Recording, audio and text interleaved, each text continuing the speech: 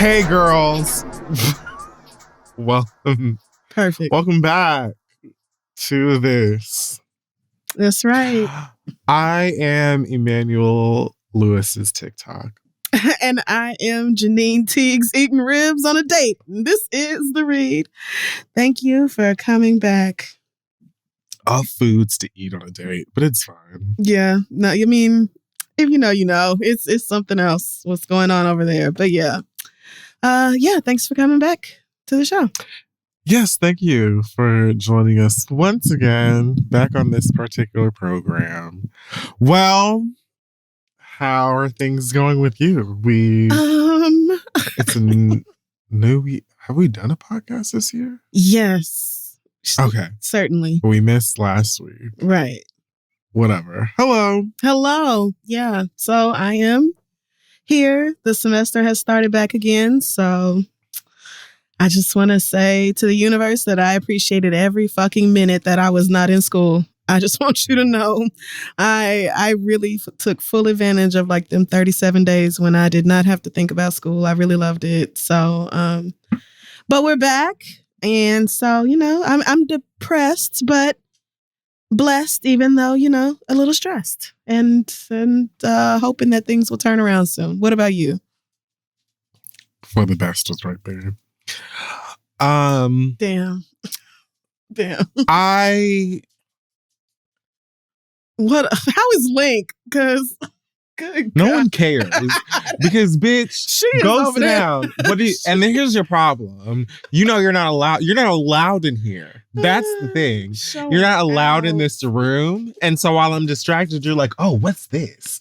Oh, is this so indulgent? Well, okay, well, what's over here? Oh, wait. Yeah, sit your ass down and get comfortable, bitch.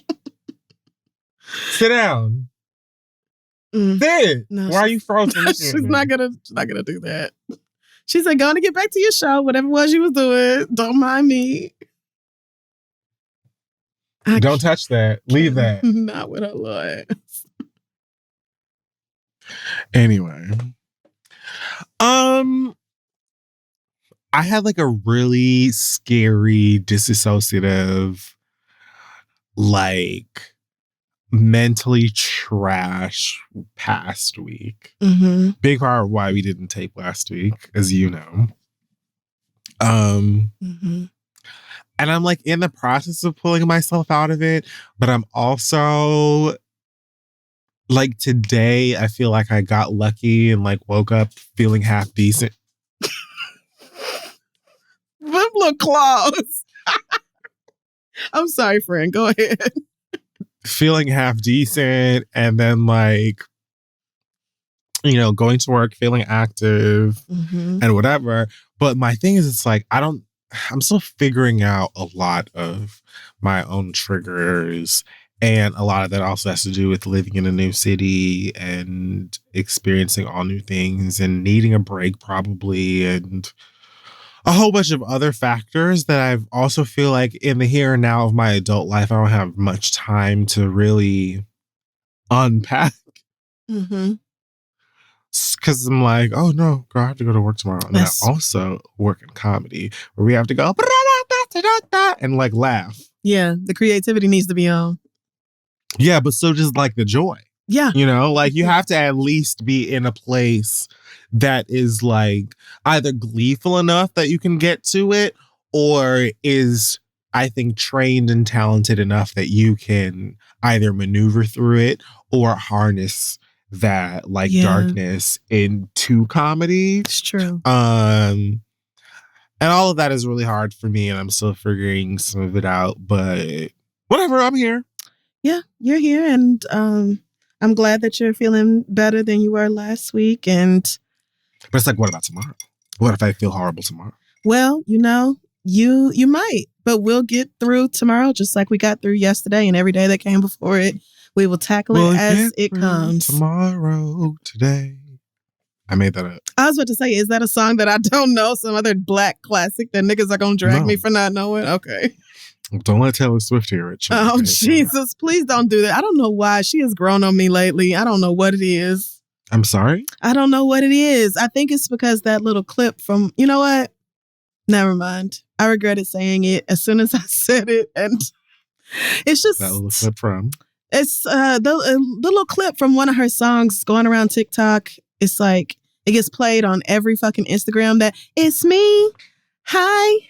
The problem is me. You know that one, right? Yeah, I okay. agree. So... Can't argue with her on that. I've never heard it. I've seen some very funny TikToks and reels associated with that sound. And so I think maybe that's why. It doesn't take a lot for me to start to warm up towards people that I generally don't care for. I always accidentally bump into a song of hers that I'm like, oh, this is catchy. She has bops. She really does. Yeah, I've never denied that. You know, Megan, that movie, the doll movie. Oh, the possessed Android doll. Now, you know, I did not see that. You know, Chucky for the new age, I guess. That it's nice to have a friend. That song that's in the trailer, that's a Taylor Swift song. Oh, I didn't know. I didn't know it. Yeah. But they also like tried to do the sort of Jordan Peele remixing of pop culture Hot 100 song into a creepy thing. Yeah. They tried to do it with that. And I think that they did it quite well because I liked it when I thought it was like on some creepy Kim Petras. I'm going to make like a somebody else Halloween song thing. Yeah. And then it was like, no, this is just Taylor Swift playing the guitar, singing about friendship. Why are you going to get this Care Bear ass dumbass?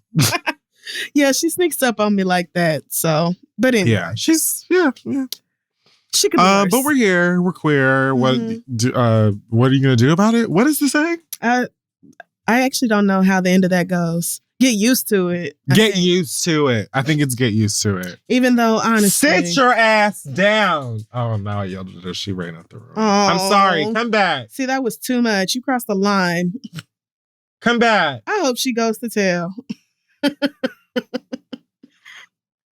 I have to raise my voice. You're gonna pay for that. Yeah, I'm gonna find apologize steaming in my bed. It's what you deserve. Something steaming in my bed. Now, why would you do that? Man, I used to love that song. So, Black Excellence this week. We're gonna go ahead and give that to one. I feel bad. Link. Damn. Link. Come here. Do you want to like stop recording and go get her? No, it's fine. Come here. She'll come. This is what you deserve. Why would you do her like that? I don't know. Because, like, girl, don't disturb me. I'm working. This is why your bed is more expensive than mine. Because I have to do this. But you're working at the house. So really, that's your fault. Come here, mama. Oh. Come here, mama. Come here, mama. Hi, mama. Oh, she looks good. Did you just get back from the beauty shop? Listen, she just got, herself good. a bob. I see you look good. Mm-hmm. You cute. Done. Feeling herself. Listen, she looks very rich. Yeah, she is. She looks like, you know how rich people carry around an iPhone with no case? Yes. That's what she looks like. That's her attitude with life, honestly. Yeah, she looks like a pristine iPhone, no case, middle of the street. But it's not only can I afford to walk around with an iPhone without a case on it, I actively chuck it at the pavement and break it on purpose. Because it doesn't matter. Because I'm not going to replace it, but the person who purchased it will. But it will be replaced. That's right. Yes. And so I'm going to get another. And so she can run around and get filthy and do whatever she wants to. Because when it comes down to it, you're taking her ass on down to the groomer. Hi, mama. She's going to get her nails done. Hi. Okay, that is a kept woman. Hey, mommy. Oh, she's so sweet. All right, Black Excellence this week is going to go ahead. I'm going to do it for the nerds, and I'm going to give it to Angela, the doll baby Bassett. Oh, yeah. Because she is nominated for an Academy Award. I think this is the 95th annual Oscars? Yeah, I think 95 or 96, something like that, yeah. She's nominated for her role in Black Panther Wakanda Forever. Listen, not only is she nominated for it, she is the first and only Marvel Cinematic Universe nominee so far. In the almost 30 movies, maybe 30 or so movies so many in the MCU so far, only one person has made it to the Oscars. And really, besides her and like Heath Ledger, there really are very, very few comic book adaptation nominees. Right. Like, the Academy Awards are very bourgeois. They are. The Best Picture usually consists half the nominees are films you haven't heard of. Correct. Definitely didn't see. And one of them is in a completely different language, and it's probably the one to beat. I mean, it's probably the best one, to be honest, because it's probably the one to beat. Parasite was so good. Woo, girl. So yes, Angela Bassett, Blackness, Black Women, they have brought the MCU and comic bookery to the Oscars. Yes. When it premieres or when they come back around in the next few weeks. I can't remember what the show is. And deserved. I mean, she showed her ass in this Black Panther. I'm not going to get too much into details of what happens with Queen Ramonda. Oh, we're not. The movie has been out for months. It's still in theaters, but it has been out for months. If you haven't seen Black Panther 2 yet, it is just not high on your priority list. Listen, the Queen was like, bitch, have I not given what more? Husband dead, son dead, daughter missing. Gone. Why are you speaking to me? Child. Who do you think you are? You look out and beat your ass and then have them throw you in jail. And I really felt for Okoye. I did. My heart broke. Me too. Because I was just like, it was loyalty doesn't get more loyal. And like turning around on Okoye being like, you let that stranger danger nigga come in here and you was aligned with him. She's like, but that's literally what I'm supposed to do. And you know how I feel about you. Like, you know how I feel about you. Like Okoye crying and the queen movie was going. Good. I said, oh my God. In that moment, I think we all knew, like, bitch, this is it. This is, and she has been deserved it. I hate that it takes our Black icons until they are in like their 50s and 60s for white people to start acting like. Couldn't tell looking at Angela. I mean, you would, what? Like, so fine, but absolutely blew that movie. If you've seen it, which most of you I'm sure have, like, it's not even like she is the main character of the movie. Like, she's obviously not, the story isn't necessarily revolving around her, but every scene she's in, she's punching your ass in the fucking face. Like Viola Davis in Doubt.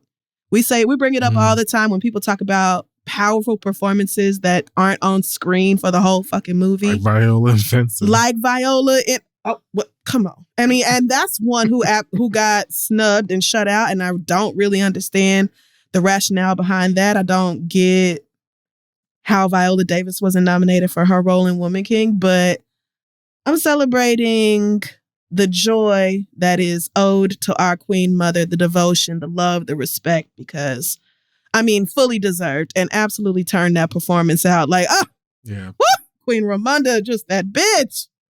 Oh, yeah. Oh, and when she died, oh my God. It was, listen, the first time I watched it, after that, I was like, oh, so I have to leave. You're asking me to leave. I said, Ryan, there's no way you're doing this to me. Like, there's no way that we had started with Chadwick's death. And then you did this to me again. Maybe a smooth 12 minutes later, I was like, okay, I see why you did this. For the plot, sure. But for my emotions? But like, not for nothing. Okay, I'm just going to say honestly, I think that had, like, with Chadwick actually having been gone, it's like, I think, like, if Chadwick were able to film, she probably would have gone into the astral plane and seen him. Right. They needed to have this balance first, and then the fact that he did, it's like she is battling this the whole time, this darkness and that's attached to her grief. and guilt and all this other stuff. So I thought it was really cool that, like, I didn't know how they were going to fix Killmonger into this sequel, but I thought it was really cool how they were like, they showcase her battling between seeing him versus seeing her mother. Who was like, now girl, we're talked about this. Yep. Now you got this. Let's do it. Oh. Stop. And not my dumbass sitting there like, where's Chadwick? Like for half a second, I'm like, like, why are we looking at this nigga? And then, you know, just that's me getting caught up in the Disney Marvel magic and the whole, you know, Black Panther is the only comic book movie I've ever really given a shit about. So yeah, they're also like very like sort of rearranging a lot of the cast and the overall ensemble that's standing at the forefront of the MCU right now. I'm fully prepared for Paul Rudd to die in this Ant-Man movie next month. I don't that's just my theory. I don't think he's gonna make it. Oh, yeah, it's none of your business. That's why. But Jonathan Majors' fine ass is the villain. Oh, that's right. I am seeing that. He's Kang. He's going to be the bad guy in this. In this next one, I fully am prepared for Paul Rudd to go. Because it's not the comics. These are real living people that get old and want to do other shit. Yeah, that's true. So, like, he's over it. Yeah, I think Paul Rudd has done 2 Ant-Man movies. He's appeared in a couple of the other ones, Civil War, the Infinity War movies, all that other shit. So between the Wasp and his daughter, now we're doing a whole bunch of other. We're doing like an MCU podcast. True. Angela Bassett, work. Congratulations. And it is much deserved, and I can't wait to see what she wears. I can't wait to see, hear what she has to say. And yes, girlies, the MCU is at the Oscars, is at the Academy Awards, and you can thank Black people. And then my other one, that's it. That's all I have, because I mean, I'm not. There's lots of great Image Award nominees. Oh, the NAACP Image Award nominations came out. Yes. Lots of great people. Congratulations to Dustin and Ebony for their nomination. Yes. For their podcast. I'm trying to think. Congratulations, Sarita Singleton, showrunner of Rap Shit, nominated for, I think it's Breakthrough Creative.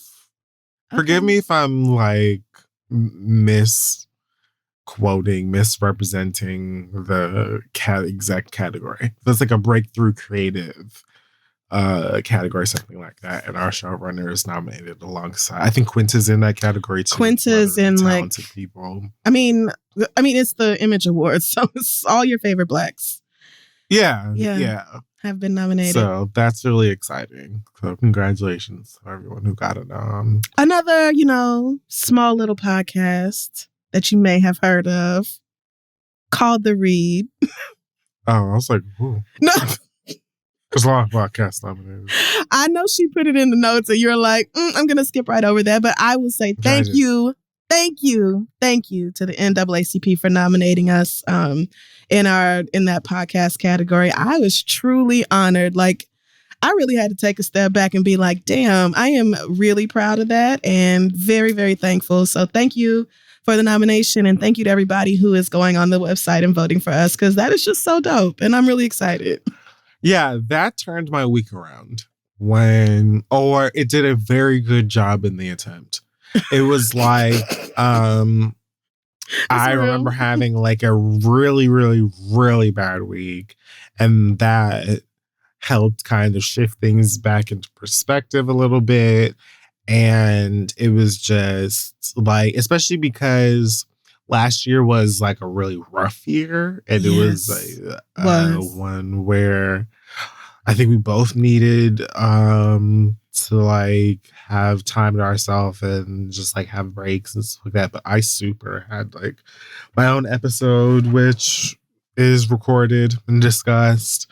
So to still, you know, have that recognition and love and support is like, it really means that it felt really good to see. So I'm very appreciative as well. Yeah. Of the nomination and any and everyone who had anything to do with it, as well as the continued support attached to it. Thanks a lot. And thanks for still listening to this raggedy ghetto ass shit that we've been doing. 10 years later. Yes. So yeah. Thank you. Very, very humbled and grateful for that.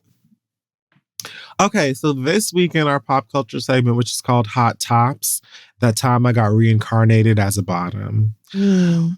Let's start with some more Black excellence. Because one, Beyonce, Giselle Knowles, Cartier. Did you see these video clips?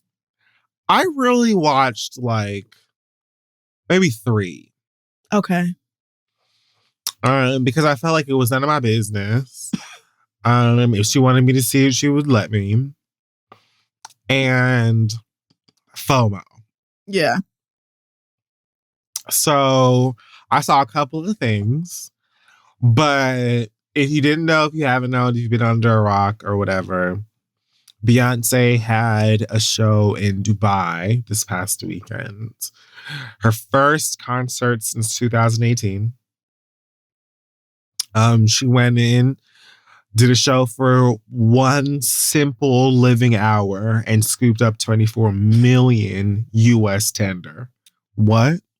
Is that a real number? $24 million. For an hour-long show? For an hour-long show at the Atlantis Royal Resort in Dubai, which was part of the resort's 3-day opening celebration. And I mean, girl, if you're gonna celebrate any goddamn That's how you thing, do it. That is how you fucking do it. Having Beyonce kick shit off, I guess, is how to do. And I was like, oh, yes, girly. That resort, that hotel is in for some things. And then I remember the Revel, which is no longer open. So, like, girl, I don't know. But who for can, the here who and now can tell? things? Yeah, can't predict the future, but what a way to start things off. If you're going to spend your money, spend it wisely. That's right. And I think Beyonce is the coin because I would have never heard of your resort likely otherwise. I mean, and I was impressed with how she adapted the show for Dubai and all their requirements around like modesty and all that. The dancers were super covered up. But yeah, I just thought she looked gorgeous. And normally I don't watch leaked Beyonce footage because I want to wait and see it for myself or whenever she's going to put it out. But I already know this is not coming out. Like this belongs to them people. And so I ate it all up. I saved as many of those videos as I could before they were removed from the internet. But the way I just want to talk about 2 of them in particular. Oh, I feel like I know at least one. Well, and I want to talk about this rumor. I'm not sure if this is true that she just had foot surgery or something recently. Did you hear that? I did hear whispers about something happening with her foot. Yeah. I didn't get into it. Okay. So since that's unsubstantiated, I won't comment further. But I will say if she did suffer some kind of injury and that has anything to do with why there are no videos for Renaissance, then it's all the more reason why y'all need to just shut the hell up and mind your business and wait for her to give you whatever it is she's going to give you, which is what I've been saying since the album came out. And for some reason, it's still not clicking with you niggas. Like you'll get it when and if you get it. And that's all there is to it. I'm just not sure why y'all continue to stress yourselves about it. When and if. If, because you know how that bitch is. You know how she is. So I just refuse to let that take up too much of my mental inventory. And to that, I also feel like Beyonce, she releases when she is 100% ready. Yep.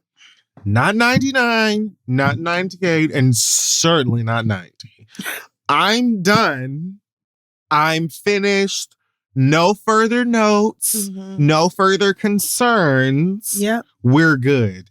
I don't give a fuck what Twitter's talking about. Yep. That app is half dead anyway. Like, we're dropping when I'm done. That's right. And that's why she's Beyonce and the other girls are the other girls. And I just feel like ultimately 2 things.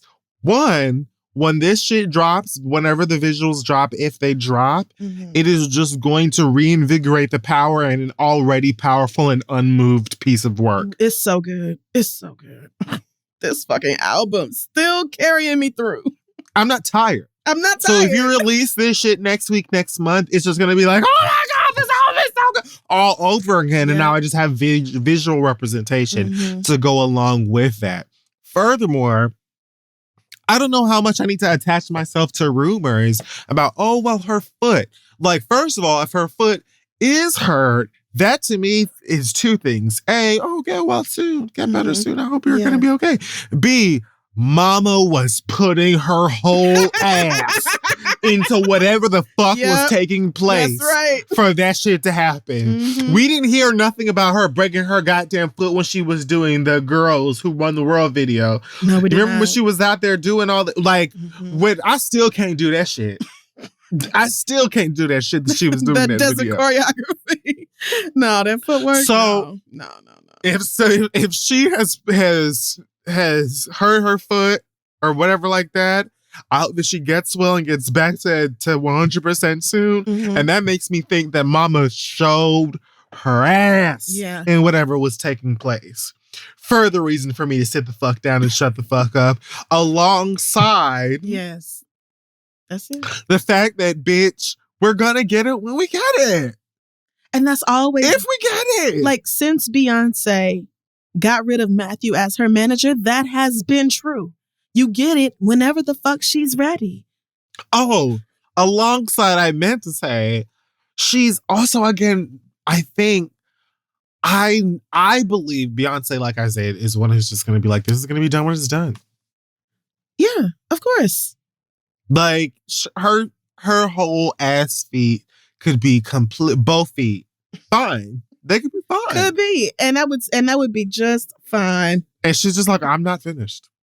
Actually, the album came out and I heard it again, or a reaction to this song or that part or whatever was this, and it made me think this. And then I was like, oh, no, shut everything down. We're doing it again. A, I'm Beyonce, so I can. B, I'm Beyonce, so I will, bitch. It could be anything. It really could be anything. It could be waiting on other people's schedules. Maybe there's somebody she wants to include in it. Like, you really have no idea. And stressing out about it, bitching about it on Instagram and TikTok is not going to change the fact that that woman does what she wants to, and she doesn't have to play by whatever rules you think she should have to abide by. She just doesn't. She's not like everybody else. I don't know how y'all don't get that. How are we even this deep? How do y'all not get it? What's the problem? You know, I am still waiting on. I just want her to give me the tour schedule, please, Beyonce. I'm trying to get my summer together. That's all I'm asking for. Exactly, and then like after watching those clips, dates and locations, seeing how Mama is really just like, girl. First of all, this is an hour. Like, really, this is a belch of a show. This is like me really coming out and giving you an hour-long piece of a private invitation only. Yeah, I know y'all are going to see it. I know they're going to do their little recordings and stuff. Of course. But this is me doing something private that you ragged bitches should not see. When I go global and all eyes, the way that she's doing rearrangements. Oh, Lord. Okay. We're talking about. Thank you. Old music. We're not talking about none of it is new stuff. None of it is new. We're not talking about new stuff. None of it is new. If this is how you're feeling about the songs you performed hundreds of thousands of times, wait until she sticks her feet into the puss of Renaissance on stage. We know how you girls like toes in your vagina. This tour is going to be one. But we've said this on the show. This is going to be the one. I mean, you know how this is going to be the one. I'm literally just waiting on dates and locations. Beyonce. This is going to be the one. I'm not asking no further questions. And I'm so glad you brought up how she has been revising the music. Because let me tell you what, that foot we don't know. But you know what's not hurt or sprained or strained or broken? This right here. That larynx, bitch. That right there. That whole throat. Right there. Fully operational. That right there. That drunken love ending when they strapped that bitch. First of all, Beyonce old death-defying ass. I just know she loves scary roller coasters just like me. I know she do. Down. Because this bitch won't hesitate to get strapped into something and then rocketed 60 fucking feet into the air. What are you doing? Like, it's only a matter of time before she gets into a full Evel Knievel gown. I can't with her. And has someone toss her into a cannon and blast her across the stadium. I'm not even going to embarrass myself trying to replicate the sound she made with her throat when she did the ending to Drunken Love. If you haven't seen that, I don't know, go find it somewhere. Somebody got it posted somewhere. It's everywhere. Oh, which is... my God. Back to my point, which I've seen some of the internet make already as well. Stop playing with the doll, baby. Stop playing with the doll. She takes her break. She go raise her kids and mind her business and get back to her when she has more music and shit to release or a soundtrack or a production or whatever. And y'all be trying to play in the meantime with her abilities. Y'all be trying to debate in the meantime with her little abilities or whatever. And then she comes out for a private, once again, we should not have seen this. We weren't supposed to see none of it. Because we weren't invited.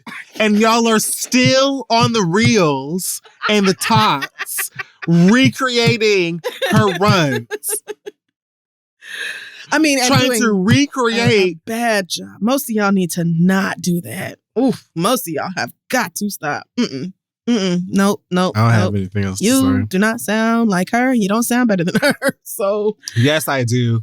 Not Blue Ivy coming out. Yes, that was the other thing. That was the other clip. I was saying, oh, well, now she brought the manager on stage.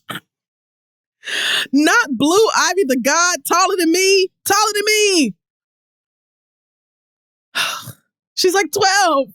Yeah, she really is. I think taller than you at this point. Yeah, no, I'm sure she is. I read that the whole family was there. Jay-Z was there, Tina and Matthew apparently. Oh, damn. The kids. The twins probably taller than me at this point. You know, I'm not. Yeah, I'm not particularly. What are they, 5?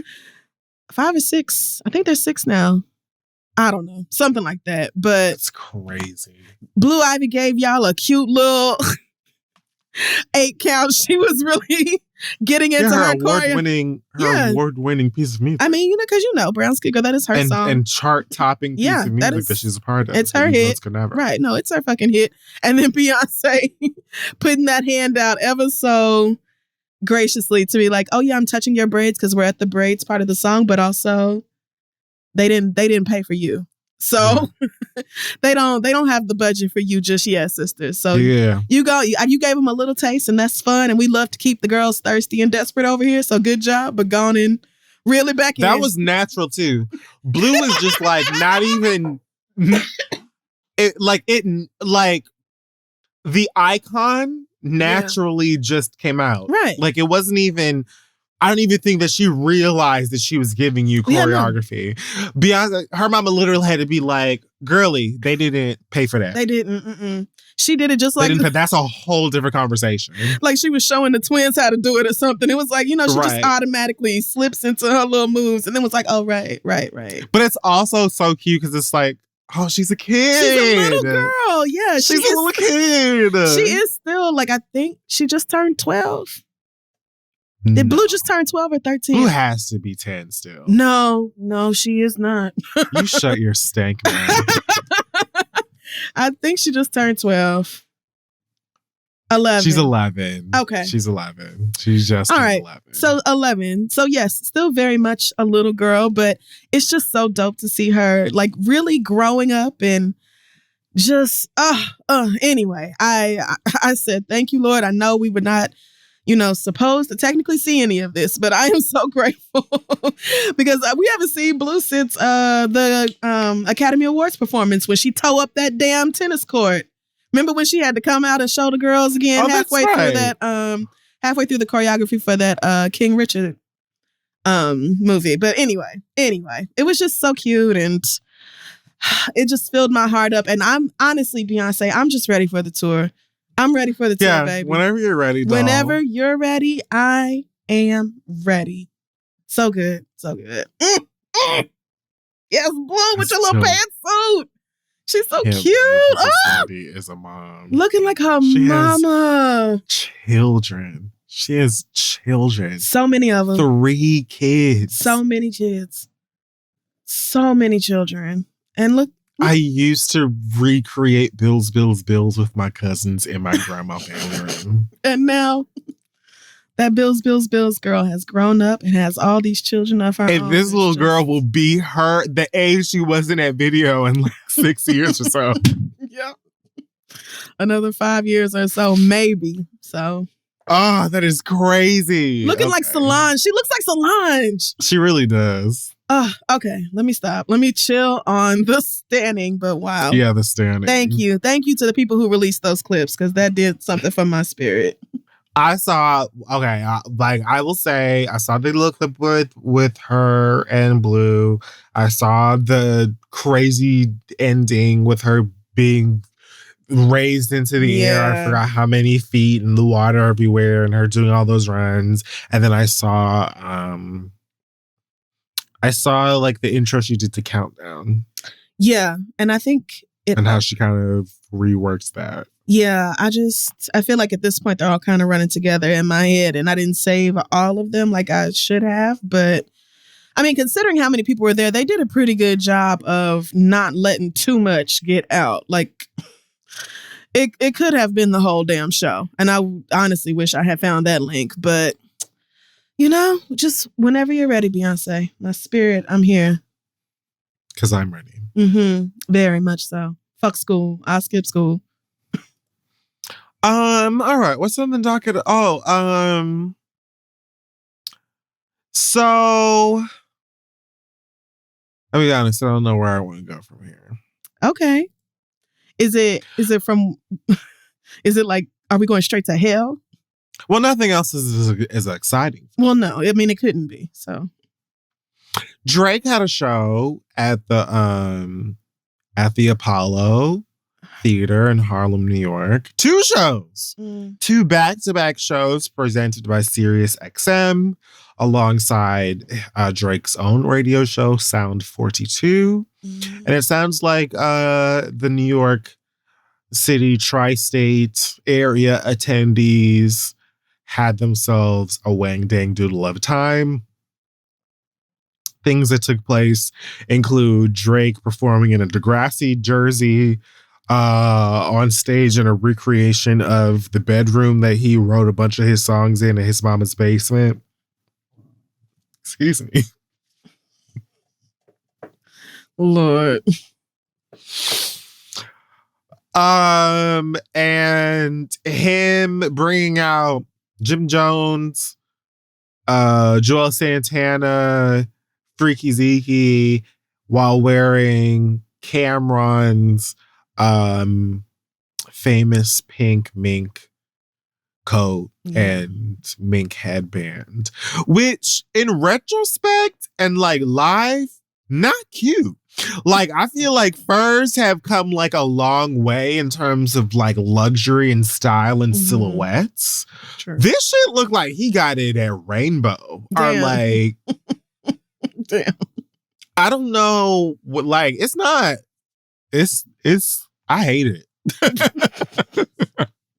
And isn't that like the exact, didn't he like get that off of camera?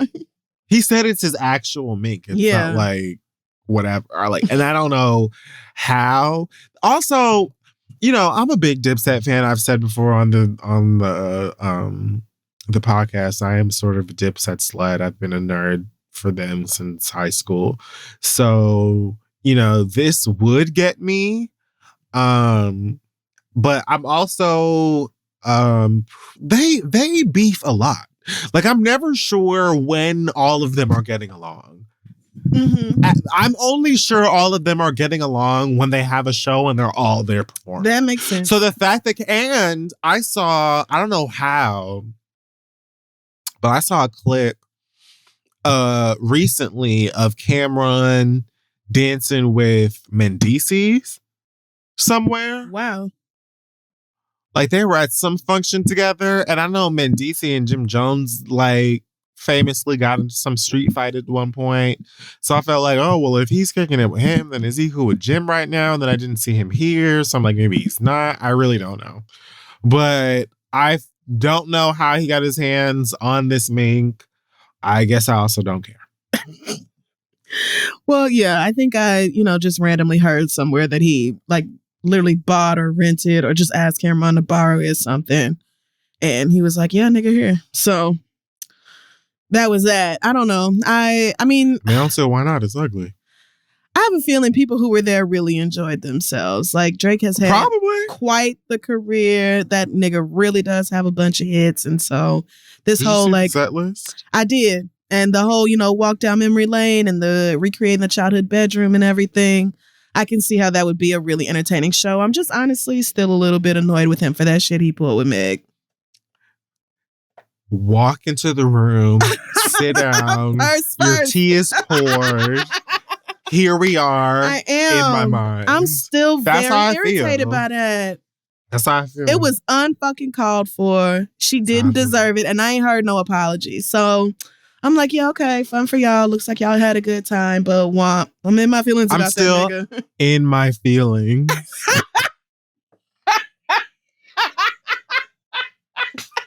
It's how proud you are. I am, because I don't like that shit be pulled. I agree. It was unnecessary. It was ugly. And like, girl, I don't know what the fuck you were thinking about. I'm not. I still feel some kind of way, but I'm sure the folks that were there did enjoy themselves. Yeah. Except maybe someone who fell from the balcony. Did you hear about this? I did, and I wondered what the hell had to happen for you to. I mean, I've been to the Apollo many times, and I've never seen anybody fall over were you like leaning over trying to get a really good video or picture or something? Like, how did that happen? Because it's not easy to do. So I didn't know if maybe somebody was on drugs or drunk and not paying attention. I didn't really, but they said that nobody was seriously injured. And I think they only took like a 10 or 15 minute break before Drake came back out and finished the show. So I guess it wasn't too serious. Thank God. But that was crazy. I'm thinking, what if somebody did that at one of our shows at the Apollo? If somebody fell off the fucking balcony, I would be, no, I'm sorry. I would be traumatized. The thing that they did was just stop and just be like, holy fuck. Scared the shit out of me. So. Yeah. I mean, I would go backstage, take a shot. Yeah, I would need a moment. Wait for confirmation that the person is like okay, living and right. Okay. Yeah. And then I'd probably try to finish. Yeah, no, I would come back out and finish the show, but like, bitch, did y'all see that? Like, that was until crazy. Then, yeah, I would be eating my fingernails off of my damn hands and drinking praying Hennessy. to God that somebody didn't die at my show. Jesus. Right. So, yeah, I felt for, whoever that was. Hopefully they really are okay. But otherwise, I thought, damn, if Drake didn't get on my fucking nerves, that would have been a dope show to go to. But I'm too irritated with him to support him that way right now. Yeah, I'm mad at him right now. Yeah, so, and I'm still mad. And I'm going to stay mad for a little while. And I'm going to stay mad. Yeah. Too bad. I would love an apology to Megan. Drake, you could do that. That would go a long fucking way. I would love that. Figure out some fucking poetic, I wrote this song about how I feel about apologizing to women. Yeah. He'll do he'll put a line in it in some other song, like, I don't know, something about how he fucked up and made the black women mad and he's sorry to his queens and I'm just a man and I'm stupid. He always does manage to like get back in. He does. Because Ice Spice was at his show. See. And he like famously like followed her and like had her like met up with her at some point and then unfollowed her and then like allegedly dissed her on the song, even though that could have been about anything. Like he has some line on on that last project about someone being fine, but her music is trash or something. I don't remember the exact line. But there's like a line that's very vague. Okay. And people were like, oh, this must be about Ice Spice. Oh, like that bitch a 10, but something. Okay. And Ice Spice responded and was like, oh, at least I'm still a 10. But she was at the show and said that since he unfollowed her, they've spoken and they're cool and blah, blah, blah. So he finds a way. That whole follow, unfollow thing, I mean, I get it and I don't, but also, like, that girl is like 22, 23, and Drake is like 37 years old. So he's not older than me. I mean, he's around there. Oh, 36 then. Like, he's definitely in his late 30s. And so I just don't, mid to late 30s. I think he's 34, 35. Because I think I'm older than him. I'm definitely older than Drake. Are you? I'm about to Google it. It says Drake is 36. Really? October 24th, I thought it was older than her. 1986. So. Work! I am young and prude, diva! I want that old man to mind his old man business. That is huge. Oh my goodness, the baby. You're prepubescent. You're in middle school. She is so young. Yes, it's giving Gen A. Wow, I didn't realize I was this youthful. Infant. So, I just want, that's not the first time Drake has been associated with somebody way, way younger. And I would just appreciate him, not doing that. Women closer to your own age would be lovely. But yeah, anyway, what was we talking about? Was we done talking about the show was probably fine. Yeah. Moving on. It probably was. What else we got?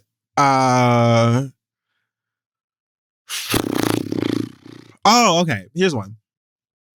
So Nia Long had to jump onto your Instagram blogs to let y'all know that she's single after, I guess, people were running with the very basic of romance rumors when they saw her on the red carpet, I think for her latest film, You People, with Omarion.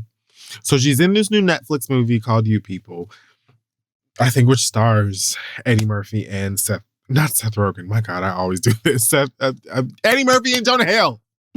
I know people's names. I know white people's names. Oh.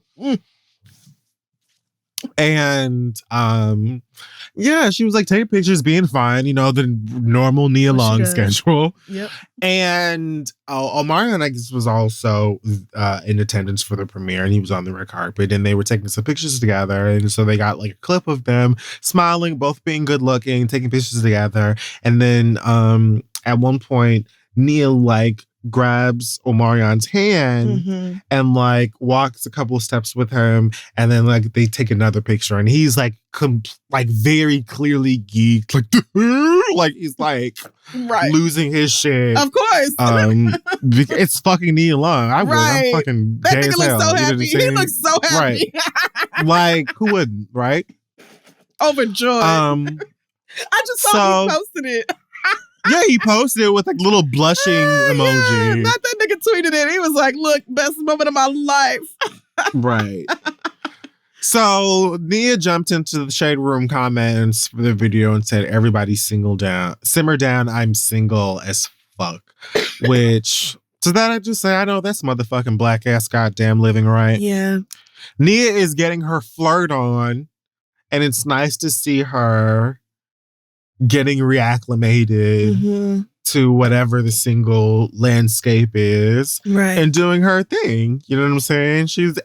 And that didn't even feel deep. It was just oh, you're a cute face. I know who you are from that one group. Oh, come on, let's take another picture. It really wasn't just what are you doing after this? Right. It wasn't suggestive at all. At all. It was oh, let's take another photo together. Yeah, and he was nerding out because Nia Long is fucking gorgeous. Fine, right. And why wouldn't you? I can't think of a man who wouldn't be not one. As I said, if she would have held my hand, I would have been oh my God. Right. So I feel like I saw that same clip and y'all really made the most out of that. And I think that's just because of the Ime Udoka news and everybody knowing about, this very public split. Absolutely. So y'all just did the most behind that. Let that lady be single.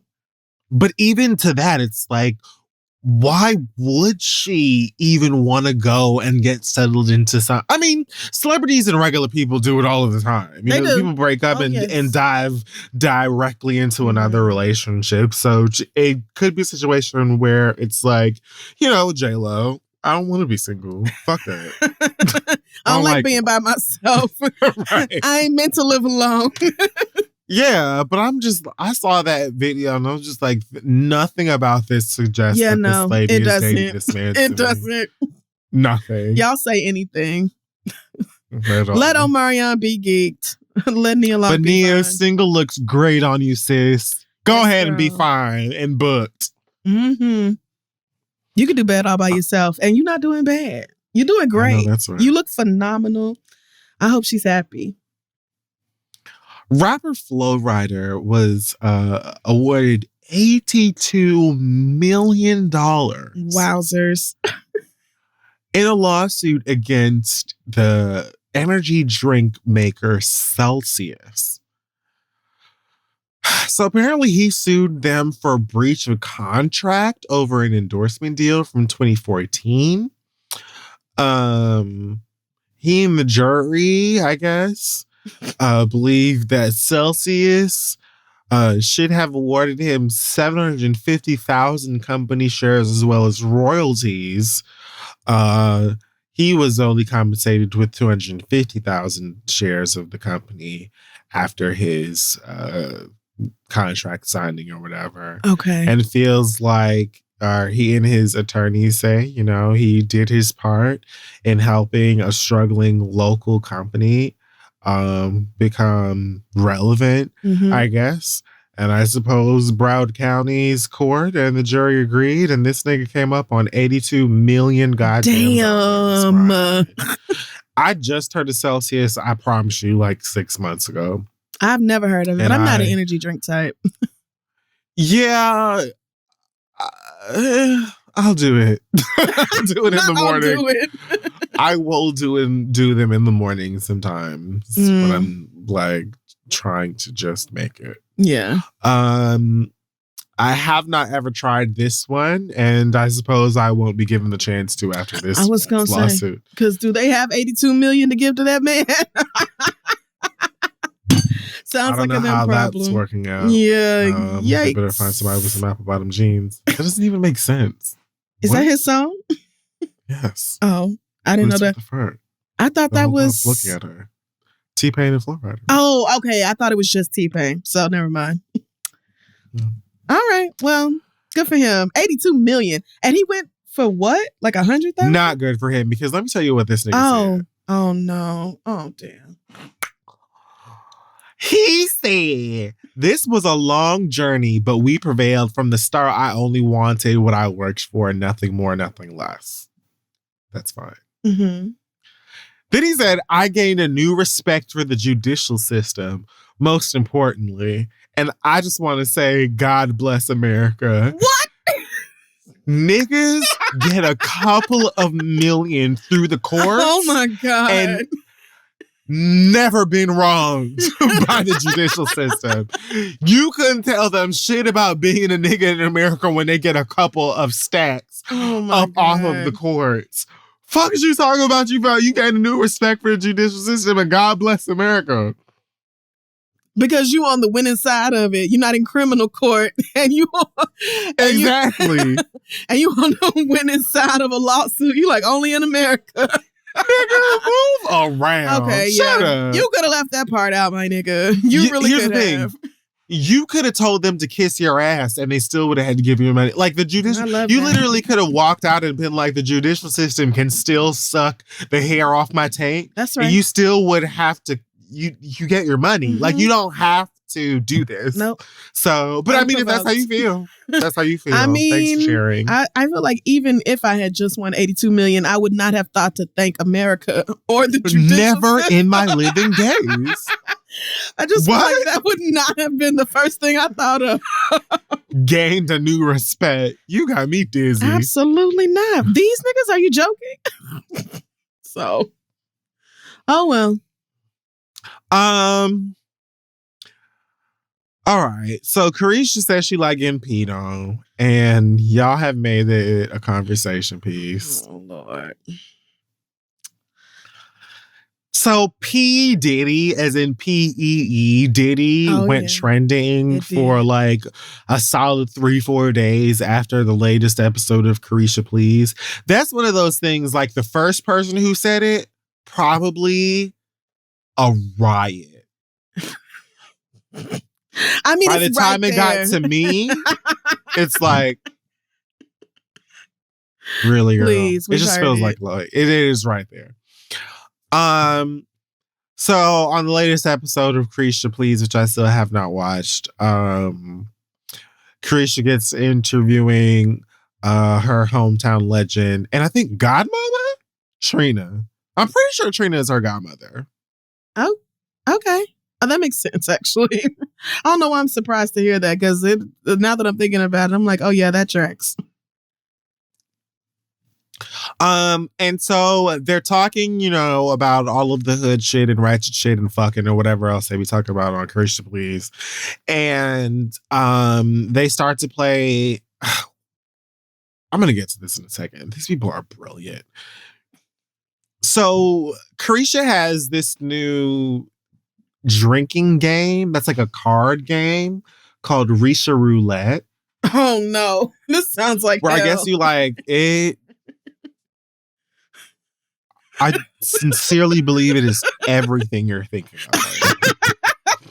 I know it's hell. I know it is. Cards include directions such as take a shot if you like golden showers. I saw one that said something to the effect of take a shot if you fucked a nigga who was also fucking a nigga or something like that. So it's like,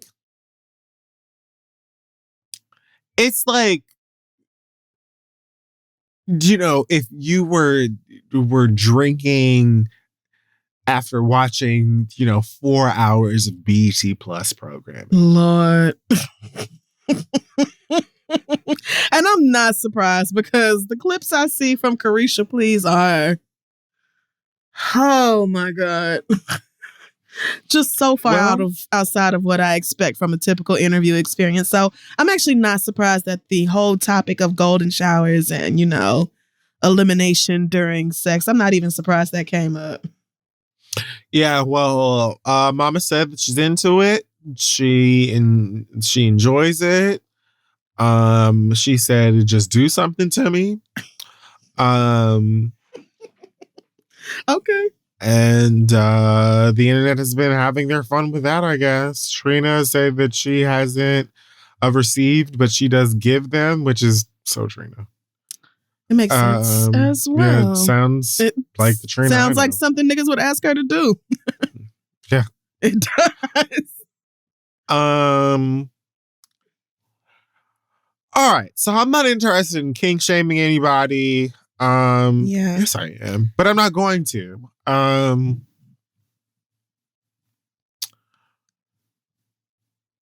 Okay, what do you have to Oh, okay. I believe that consenting adults should be able to engage in these things if they so desire. Of course. Without I think that enough niggas and other people are being pissed on for sport that the gaggery and the memery of it to me is like equally without entertainment. I'm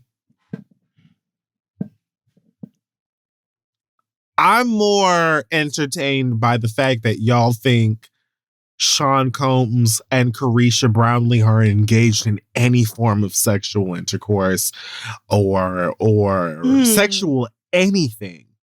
You still don't think so? I don't even think they watch porn together, my nigga. No. Huh. I don't know why. No. I think they have. I don't know why though. I just get that I feeling. truly don't. I don't know why I feel that way, but I do. I feel like something happened between the two of them at least once. I guess just because of the sheer number of gifts and how expensive they are, but that doesn't necessarily mean anything. But it don't. I'm actually very proud of me because if this story would have came out a few years ago, I would have been throwing up and being very disgusted the whole time you was talking about it. And now I'm just sitting here listening to grown people talk about the things they enjoy sexually, and it does not turn my stomach. Is it for me? Of course not. But like you said, consenting adults, y'all do whatever y'all want to. I don't have to be a part of that. So, I mean, I just hope that the nigga is hydrated. That's all I ask. I just hope, It's the least thing he had a lot of water. I feel like it's still asking a lot of a nigga. I mean, and maybe you like it tart. Maybe you like it overripe. Maybe no, you don't. Maybe you like it fragrant. I don't know. All right, we're done. That's fine. So that's what Carisha said. And if you feel Good the same way, God bless you. Good for her. I just feel like,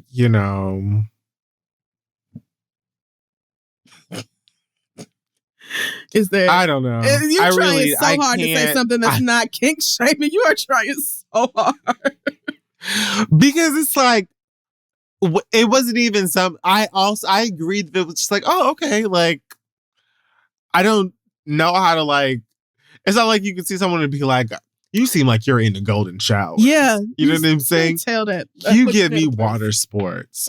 So it's like, oh, okay, you're into that. Cool. Like, I'm not like blown away or disgusted by it.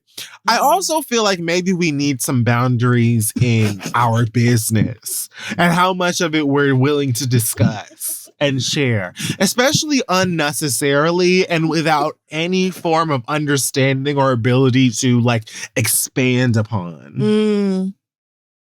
You can't really like break down for those of us who may have questions or may be on the other side of things. Not judgment, just, curiosity. You don't have like the ability or the vocabulary yet or ever maybe to be like, oh, here's why or here's how I'm stimulated by it. It's just like, oh yeah, let's just do something to me. Okay, I guess we're done here. Like there's Thank nothing. You for that piece of information.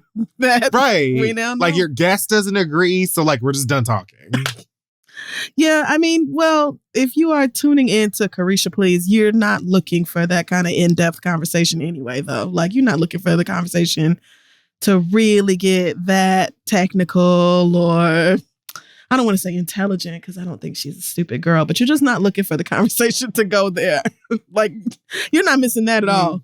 The fact that she said it and it was salacious, that is all that you're tuning in for. I just would like a bridge sometimes when people are talking about, I don't give a fuck if you're talking about like kinks, if you're talking about your baseball card collection, if you're talking about why you make like artisanal belts, if you're talking about why you're obsessed with hiking, like anything. I like to learn. So it's fun. If I don't feel like I can get any sort of explanation or whatever, it's just like, okay, well, we're sitting here. It doesn't mean that I feel like you should be shamed. It's just like, okay, we're just talking about things, I guess, for the purpose of sensationalist. I don't know. Yep, whatever. Exactly that though. That is exactly the reason we're talking about it, and we're all done up in full hair and makeup and dressed, and we're on set and all that because we are going to clip this, and it is going to go on the Shade Room, and it's going to go viral, and we're going to get more people to watch or listen to whatever it is we do. Like that is the whole reason. So. Yeah, that's all they wanted out of her. And they got it. Fine. By way of me doing research and reading up on this topic for this week, I also unfortunately came across an interview where Kevin Gates said that not only does he like to be pissed on by women, he has once asked a woman to piss in a cup while he was driving. All right. He then drank from. All right. Now, you didn't have to. So... all kinds of stuff happening. What else? I mean, Kevin Gates, This is the same nigga who fucked his cousin, like knowingly, willingly. So I'm not surprised at anything that he says. Not anything. Yeah. I mean, that was a lot, though. You really, I feel like you didn't have to share all of those details with me. So, did you see Boosie's daughter's freestyle? I did not, but I did see that she has a girlfriend. So Boosie has a 20-year-old daughter by the name of, I want to say it's Iviana. Maybe her like rap name, I think, is Poison Ivy. Okay. She might. Well, this is she's 21, but I kept reading that she's 20, so I don't. Whatever. Either way, she raps, and she apparently has a girlfriend, and is recently gone public with this girlfriend.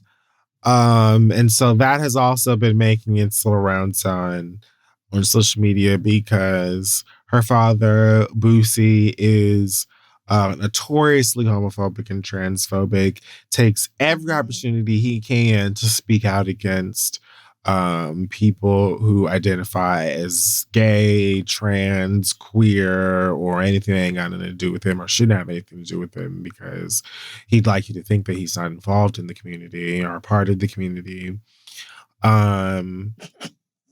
So here we are with his child, who is coming into her own and doing her thing. Now, I'd like to start this off by saying I was quite impressed with her rapping ability. Okay. I thought that I forgot the show that she did this freestyle verse thing on. But I thought she sounded really good. I'd like to hear more from her if that's what she's capable of. As far as the rest of it goes, sweetheart, with that nigga being your daddy, I wish you nothing but the best. God bless you. And I hope that you have support, love, and warmth in all the right places and all the necessary places. Yeah. And that's that. All I can say is good luck with having Boosie as daddy. I mean, and that's regardless of sexual orientation. Huh? Yep. Yeah. Regardless of anything else you got going on, child, Boosie is one of your biological parents. Then I'm just pleading the blood over your whole life because goddamn, that nigga is stupid. So, because at this point you've probably survived on a diet of nothing but honey buns and Czech soda. I was going to say Capri Suns, but yes. And I just saw that Boosie's middle name is Ivy. So I'm sure her name is Iviana. But congrats to you and your girlfriend. Congrats on... She can rap. I mean, and congrats on coming out knowing that your father is as ignorant and as hateful as he is. That could not have been super easy. But yeah, wishing her the best. I'll go listen to her music. Talking about other people's kids with his dumb ass. I see Kalani follows her on Instagram. Of course she does. Of course she does. Of course she does. Oh, good for you, Iviana. Kalani is like lesbian Glinda. The good witch. Wait, I don't get it. How? It's like, I don't know either. Hold on. Let me figure it out. Will I go? It's like you are a lesbian and you land in, what is it, Oz? Yeah. And let's say Oz is your sexuality. And you're met by Glinda, who is like, hey girl, we gay. I'm in charge, yes. And here we go. And then like waves her wand over you when you get like cornrows and like a Mary Jean strap. Oh my God. 2 of your fingernails get cut down short. Yep. And then it's time. Then you've been inducted into the Dyke Hall of Fame. It's time for you to go take your place. Get started. Get to work. I really wish her nothing but the best. Yes. Yeah. An ignorant nigga being your daddy is one thing. An ignorant nigga who is also an influential nigga that has other niggas around them who tell them that everything they do is correct. Oh no. Woo! My God. A rich, famous, stupid daddy. Woo, God damn. At least my parents was regular. They ain't had nobody but their parents telling them they was right. I praise God nobody was picking apart the dumb shit that my parents said when I was coming up. God damn. Good Lord. I couldn't do it. So happy for her. Speaking of lesbians, Raven Simone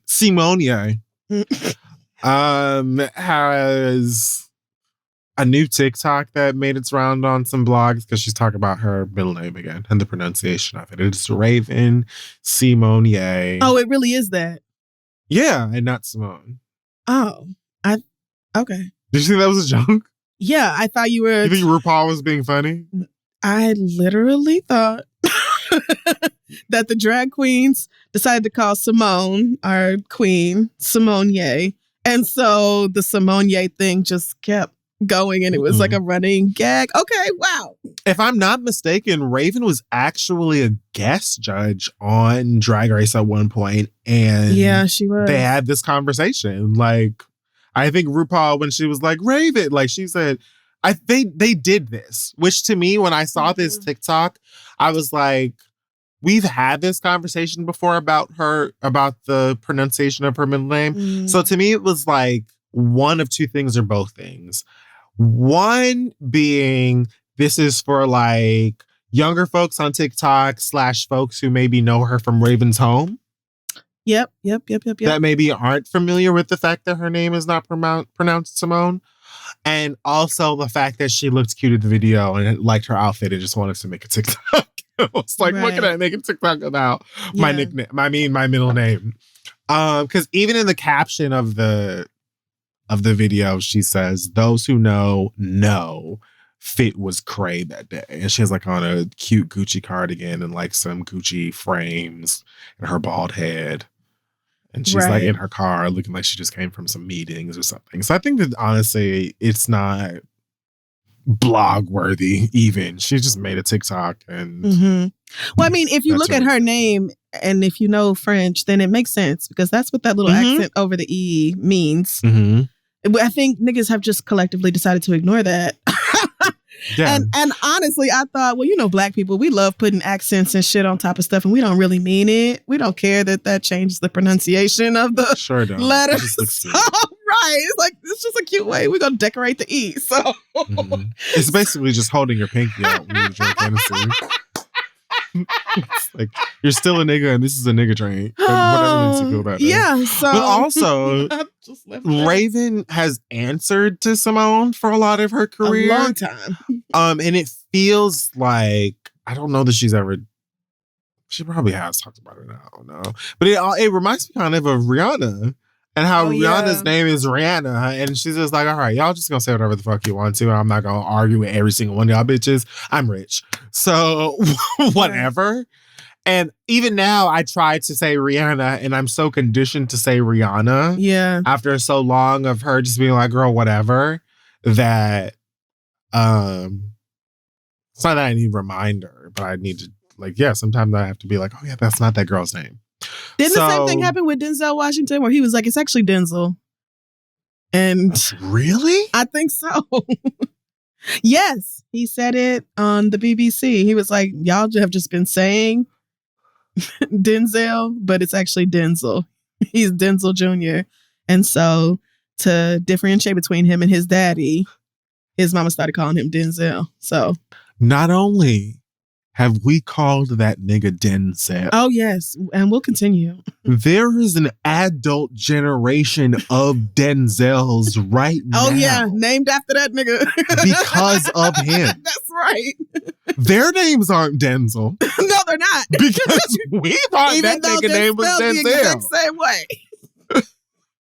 Wow, gag me in my toes. Yeah, there's probably a lot of stories like that. So, yeah. You just never know till niggas tell you. All right, Raven. I hope everything is well. Yeah, I hope you and your white wife are doing. Oh, sorry. Yeah, I hope y'all doing good. Who's next? Yeah, who's next? Oh, last but not least, wait, where am I? The topics are so long. Girl, good night. So that's it for the hot times. I looked at this bitch and was like, are you serious? Y'all took a week off, and so now all of a sudden you have everything to talk about. That's it. We're done. What's the ad? We're moving on. Listen, y'all, your partner meeting your parents can be nerve-wracking. We know that. You know that. We've read your letters, so don't even lie, all right? In Netflix's new comedy, You People, things get downright uncomfortable. The film follows Ezra, played by Jonah Hill. I was right. That's his name. Yes. And Amira, played by Lauren London. Fine, iconic, legendary. As they navigate the treacherous waters that link family and romance. If they want to make it to the altar, they have to first get past their families. Ezra's pseudo-woke parents, played by Julia Louis-Dreyfus and David Duchovny. And Amira's unyielding and concerned parents, played by Eddie Murphy and Nia Long. Girl, what a cast. Mm-hmm. You People is a star-packed clash of culture and comedy written by Jonah Hill and Kenny Barris. You People is rated R and only on Netflix January 27th, which is just a couple of days if you're listening to this on the day it came out. So check it out. Let us know what you think. Have a good time. Maybe Netflix and chill it and argue with your partner or whatever and have a good time. Let's get back to the show. All right. We're back. It is time to read your letters. Yes. Send your questions to asktheread@gmail.com. We may read them aloud on the show. Our first letter comes from Tess, who says, I wondered if you two had heard of or watched The Dragon Prince on Netflix. It's made by the creators of Avatar. Super charming with lots of callbacks for Avatar fans. And I really feel like Tess just said, I wonder if you two have heard of it, because she knew that I hadn't. And she was just being kind. And it's really, has Kid Fury ever heard of the Dragon Prince, or have you seen it? I haven't even finished Avatar, so.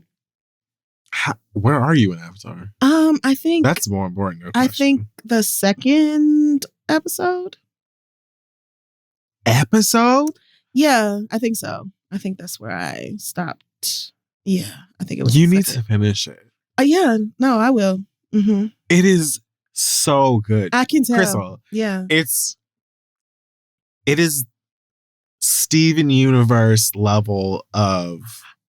Is it that good now? Because you know how I feel about Steven Universe. To me, in terms of character development, in terms of charm, in terms of like themes that like link to like the real world of all kinds. Okay. That's a big statement, but since you said it's that, so good. You need to finish it. I will bump it up the priority list since you said that. I've been meaning to restart Avatar: The Last Airbender from the beginning, but I haven't, just because there's so many new shows that I'm not finished with and other stuff I need to catch up on. So I haven't gone back to it, but the moment that I get a chance, I'm going to binge the whole entire series all over again, and The Legend of Korra. But yes, I had the answer to the question, have I heard of The Dragon Prince?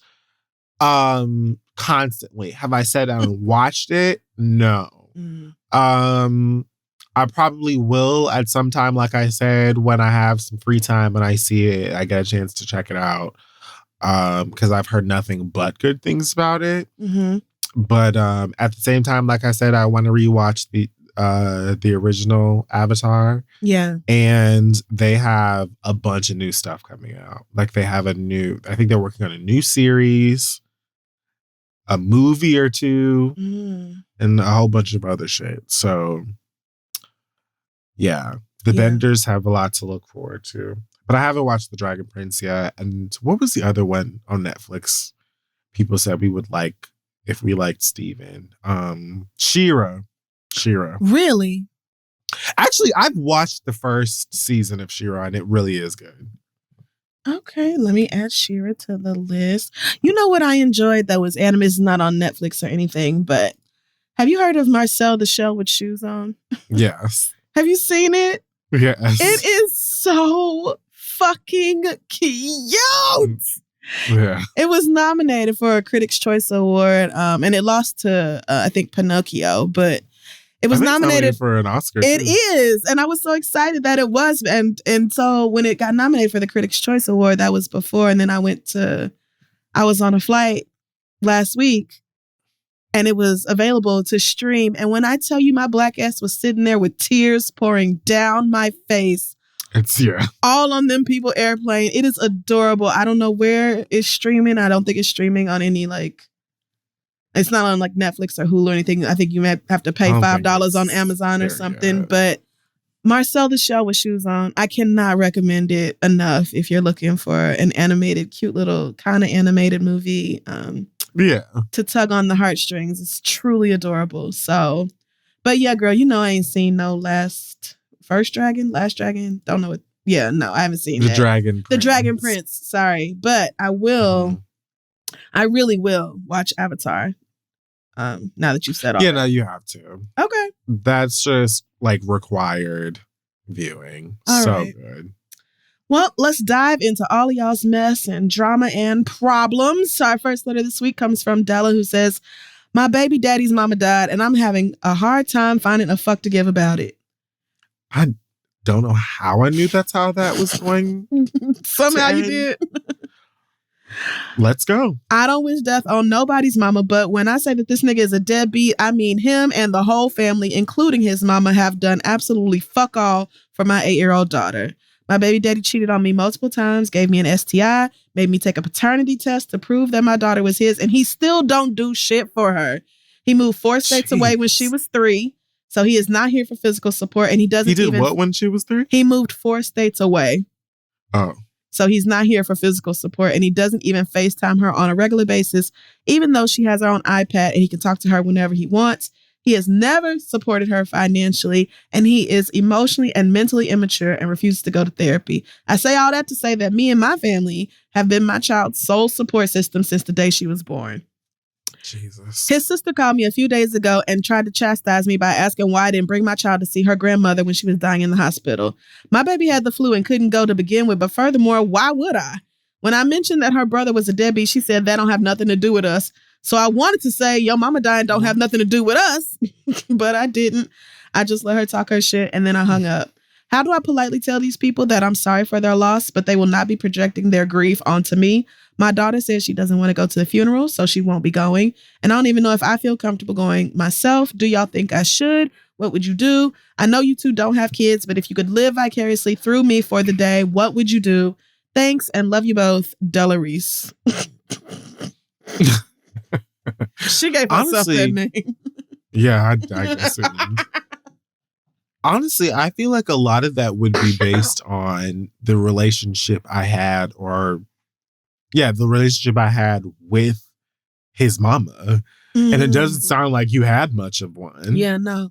You said she didn't do shit for your baby in addition to the rest of the family, so I should be rushing to take my baby to go be by her side off of obligation. Like, you did not get me pregnant. Your mama did not get me pregnant. And the nigga that did shit. And my baby don't want to go. Yes. I don't want to go. Yes. And the mama ain't did shit. It would be one thing if the baby daddy was trifling, but the mama was sending money and babysitting and all that, because that happens a lot. Or even just individually had a relationship with the baby. Yeah. If I hate you and I hate your son, that's one thing. But if you and my baby planted flowers together or made cookies or whatever, or something like that, you know, then even if the child maybe didn't want to go to the funeral, I might try to like talk to her about why, whatever. Even though I don't even know if I would want to. I mean, we can have the conversation about why, but if she don't want to go, I'm not going to force her to go, period. But if I didn't even like the grandma, I'm not even going to talk to her about why she don't want to go, because I know why you don't want to go. You don't know that old bat. Like, she ain't do shit for you. You ask any 8-year-old. But that's tea. Like, it's true. You want to stay home and play Roblox, or you want to go to a funeral for a woman you met once when you were 6 months old? And you got a lot of nerve calling me, all things considered, and trying to chastise me or pressure me into doing anything for your dead ass mama, when you know that this child's daddy ain't been shit, ain't been there. You have not been there. Right. Your mama ain't been there. So why should I inconvenience myself and my child to be there for y'all when neither of us want to be? Yeah. You better email your favorite picture of that lady so I can put it in my child room or something like that. Tell her some kind stories because we're not coming, girl. I'll just Build have a it on the bridge. phone. I'll just have the picture on the phone for when she inevitably has a family tree project at school in the next couple of years and she needs a picture of her grandma to put on a piece of poster board. And that'll be that. Like, if I were you, Della, I would not be bothering myself or my child about going to that woman's funeral. I really don't understand how, as an auntie, you're not involved. Like, I really don't get that as an auntie myself. Like, it is nothing that they could do to keep me from my nephew. I mean, obviously there's something, but like, you would have to, it takes heaven and earth to keep me from like being a support system for my nephew. That's what I'm saying. I just don't know how you have a whole ass niece out there and act like you don't give a shit. But people do it with their kids all the time. So, they do. And it's really crazy to me that what this letter is really about is how we just accept family dysfunction. And the people who don't accept it are the ones who get ostracized and put out and cussed out and talked bad about. And, oh, she thinks she this and that. Ain't that some shit for people? Why you didn't bring her up here? She need to see her dying grandmama. Her dying grandmama. She's been on this earth for 8 fucking years. And you did not give one damn any of the days she was alive about her. So now I'm supposed to pack her up and disrupt her routine for people who demonstrated all her life that they didn't give a shit about her? Why would I do that? Nope. So yeah, girl, that's what I would do. His sister can fuck off. He can fuck off. And I don't need to speak to none of y'all. Me and my family have been raising this child. We're going to continue to do that. I don't care about pleasing none of you niggas. I'm not going out of my way for that woman's funeral. Sorry, not sorry. Get the fuck over it. I don't understand why you would, if you did not have a nice, bouncy, sweet relationship with this child in life, subject her to the funeral. Let's put on our black dresses and go sit in this church and get snubbed at she can't sit with the family and people talking shit and being catty and all that. Let's go set ourselves up for a bunch of nigga drama when we could be at home eating nachos instead. That's exactly what I was just thinking like a minute or so ago. It's like, children are also not stupid. Right. And they will absorb all of the energies from you, their auntie, their daddy, their uncles, cousins, whoever the fuck else is there. All of that shady shit that will very likely be on display. Yep. That child will absorb and then associate with her grandmama. Yeah. A bunch of mess, girl. I'm sorry. Like, what's the point? Yeah. Y'all just trying to be controlling and weird. Fuck out of here. My answer's no. But I'm glad that you pointed out that we ain't got no kids, so. And honestly, we have a lot with what we do have. We have a lot of letters from parents, and all of them say, I know y'all don't have no kids, but I'm asking anyway. So for whatever reason, y'all have decided that we are the ones. Okay. So yeah, Della, that girl, no, we wouldn't be doing that. We would be moving right the fuck along with our Saturday. Doing get somebody else to do it. Our next letter comes from Abby. I hope we didn't read this last week. The one about 80. Oh, we didn't record last week, though. All right. Abby said, I was recently diagnosed with ADHD at the age of 28. I always thought there was something off when I was in school because I was unmotivated, forgetful, and messy, but I was a well-mannered and shy kid and performed well on standardized tests and had good grades. I told my mom that I had been diagnosed, and her response was, oh, we already knew that. And I was immediately irate. What? I told her that would have been helpful to know and asked why she never got me help. And she said she didn't want me to be treated differently. I was different, though. And I told her that. And then I thought about all those ass whoopings I got for what were actually instances of me showing symptoms of ADHD. And asked her what was a whooping gonna do when they knew I was neurodivergent. My mother said that regardless of a diagnosis, I would have needed to learn to do things like clean up or get my work done anyway. I'm a successful 28-year-old woman now who has graduated from college, and I'm thriving in my career. And my parents attribute all of this to their fantastic raising of me. But I'm starting to realize that I came out pretty great in spite of the lack of diligence on my parents' part. Who knows who I could have been with the proper tools and help? How do I deal with my resentment of my mom for not helping me when she could? Thanks. Love the show. Abby. I don't even know where to start. Man, I picked this letter because unfortunately it just hit a little too close to home. I feel I identify a little bit too much with this one. I wasn't diagnosed as a kid, but a teacher, I remember this very clearly when I was in 5th grade. I went to the same elementary school that my mama taught at. So I basically could never fuck up because the teachers would be like, I will go around the corner and get your mama. Like, don't play with me. So, but anyway, one of my teachers in 5th grade told my mama in front of my face that they needed to get me evaluated for ADHD because I was showing like every last one of the signs. And my mama said, ain't nothing wrong with her. She just need to sit down and focus and quit playing around.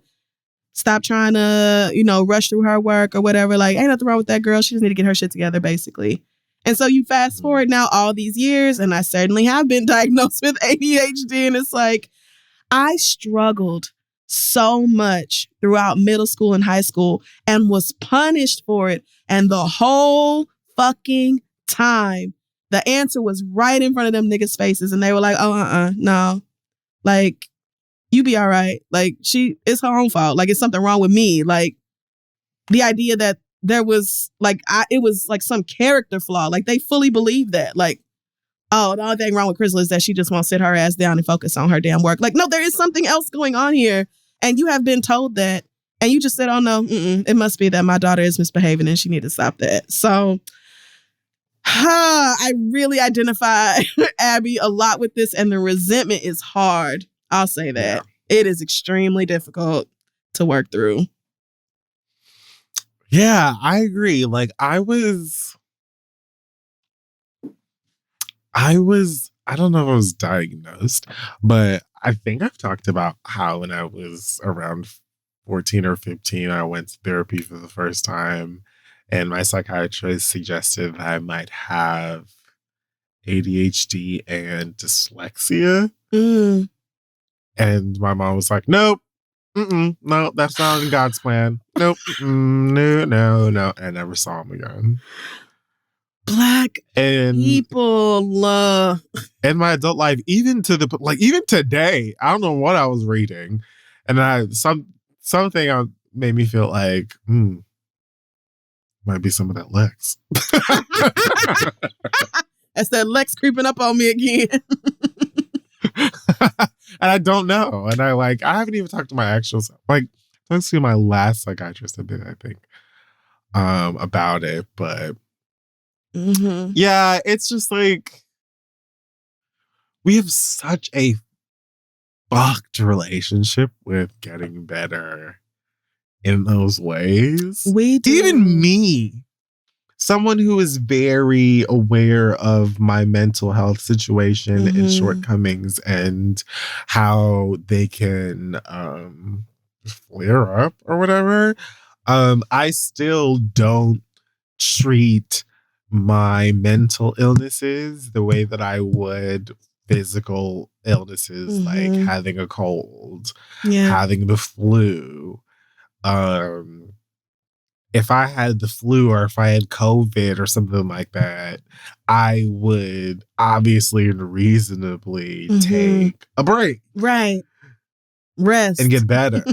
But when I'm like at the point of literal, but I'm just at a dangerous, harmful levels of mental illness or instability, I still pressure myself to go do everything that I need to do. It's like, I'm not sneezing, I'm not coughing, my head don't hurt, whatever. Even though the stress and anxiety and all this stuff still manifests itself physically. Yep, sure does.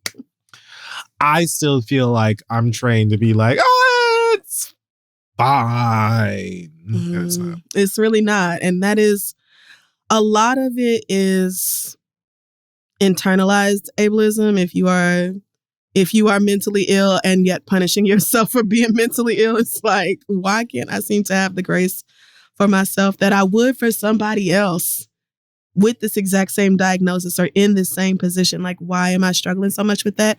And a lot of it is, like, I want to be fair, especially in the 80s and 90s, there's a lot of stigma around ADHD or ADD and like, y'all's kids is just bad. You just need to whoop your kids. Like, there was a lot of, I remember all of those conversations, but like, and there is still stigma around neurodivergence, anybody who is perceived to be different. And so this comes up a lot for me in my program. Different aspects of disability comes up a lot in like every class, actually. And so I say all that to say that, like, I'm not going to sit here and make a bunch of excuses for the parents in this situation, because I know a lot of you were doing the best you could and didn't know no better. But it is also true that a lot of the times your best was not sufficient.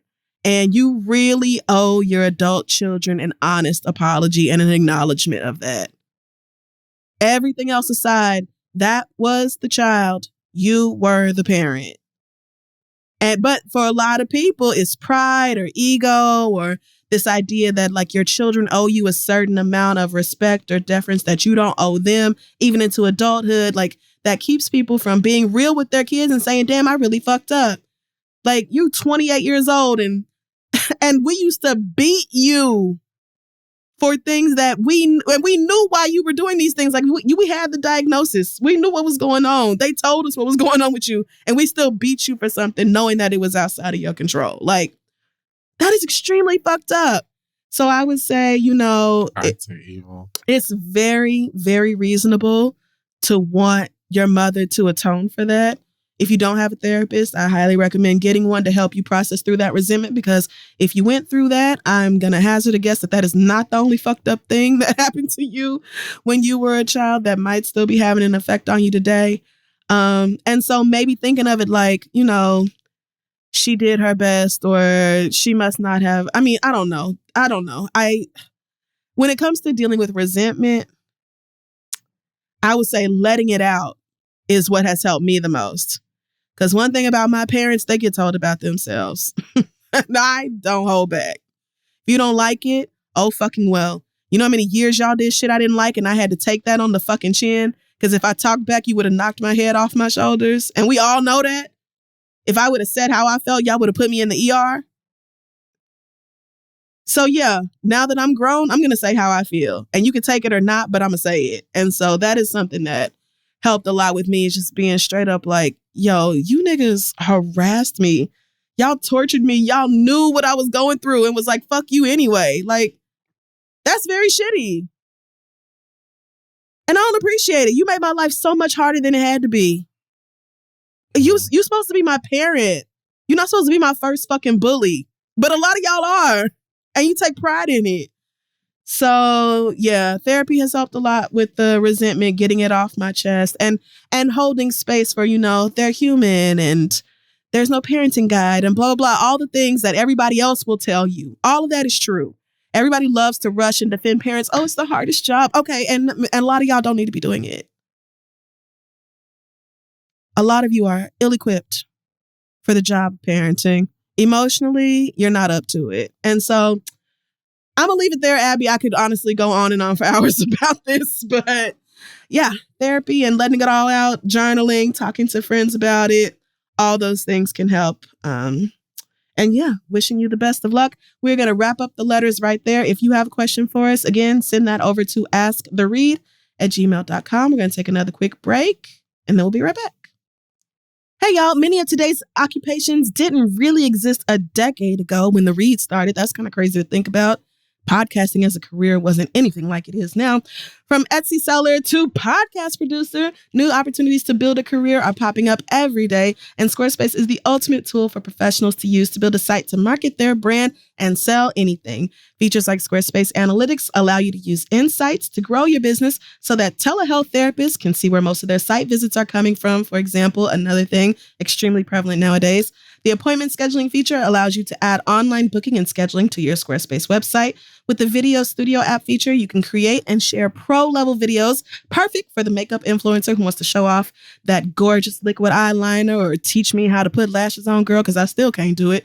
Squarespace even offers a member area where you can sell access to gated content like videos, online courses, or newsletters. So head to squarespace.com/read to start a free trial. And when you're ready to launch, use offer code READ to save 10% off your first purchase of a website or domain. That's squarespace.com/READ. Let them know if you're in Crystal sent you, and let's wrap up the show. We're back, and it is now time for the read. And I'm just going to go ahead and get these quick things off of my chest so we can move on. Pardon me. 1. Which one do I want to? Okay, so I wrote a quote today from, I think, the CEOs at Netflix. Oh, Lord. And they said that Netflix has never canceled a successful show. They said a lot of these shows were well-intended, but talked to a very small audience on a very big budget. The key to it is you have to be able to talk to a small audience on a small budget and a large audience on a large budget. If you do that well, you can do that forever. First of all, I don't like being spoken down to. I don't like you telling me that an apple tastes like an apple and an orange tastes like a fucking orange. Duh. That's 1. 2, nobody ever has a motherfucking problem when you speak to a large audience with a small budget. You just don't want to speak to a small audience with a fucking large budget. But that also means, like, first of all, what's your definition of small versus large? Then also, what is your definition of successful? Obviously, your definition of success has to do with monetary gain, which from an artistic and creative standpoint is obviously unfortunate. But it's also like, girl, if y'all are cranking out 15 new originals a month. Always. And of the 15 promoting 2.5. Listen, there's so much shit on Netflix. It doesn't fucking matter what the goddamn budget is, because a lot of the times we don't hear about the fucking show until it's in its 2nd season or its 3rd goddamn season. And I just feel like it is unfair and it's kind of mean to say that you don't cancel successful shows, because a lot of these shows are involve people in front of the camera and behind the camera that are working tirelessly, sometimes thanklessly, and putting everything that they have into show, especially through the goddamn pandemic and all of the complications that shit came with. Okay. I just think it's a little unkind to say that you haven't canceled successful shows when Netflix cancels about 20 goddamn shows a month, including shows that a lot of times have huge fan bases still instilled in them. It's not our goddamn show that every goddamn, it's not our fault that every goddamn Halloween and Christmas you want to have a new fucking 90 to 120 minute motherfucking movie starring Jamie Foxx fighting trolls and elves and vampires and going to brunch with Jonah Hill. Come on. Because we damn sure don't give a fuck about zombies versus Shamar Moore, but you'll pay for that. That's 1. 2. What was my 2? Oh, so I would just like to say to Ronald Dion DeSantis, eat dick. Yes. I don't know. And the thing is, Ron DeSantis is like 45 years old or something like that. To be so out of touch. Girly, it's a different time and it's a different generation. Do you racist bitches raise racists, breed dumbasses? Totes. Oh, yeah. But at the same time, we are living in an ever like visual, like tattletaling, super upfront reporting generation. Like kids today don't even like the more that you're like, okay, no AP African American studies, no critical race theory in schools. It's doing too much talk on Black feminism and the Black Lives Matter movement and reparations and how Black people deserve to be treated like human beings. We don't like it. You know it. You can't hide that shit anymore because kids today are not only, I feel like, I don't know if it's smarter, but they're way more tapped in to what's really going on. And they're aware of shit like this. And so all they're going to do is take it over to the good old auntie TikTok and get to having discussions. If you think that you taking these courses out of schools is going to somehow cripple the movement, suppress the movement, or make our kids dumber or more ignorant to like the truth that's going on out here, you're fucking wrong. You're incorrect. It is sad that so many people, you know, support these kinds of antics or agree with it, including some Black people. But you know, Florida's gonna Florida. If anyone understands that, it's me. But I just want to for Ron to understand, Ronald. Hey girl, you're trash. Yep. You're always going to be trash. The things that you stand for to me are trash. Don't say gay, don't say Black, don't say whatever the fuck. Like, girl, please, please, please, please, please fuck off and make room for someone who is going to actually do things that benefit the state of Florida. Because trying to stifle the education and progression of the minds of young kids or young people in Florida, it really helps nobody. Right.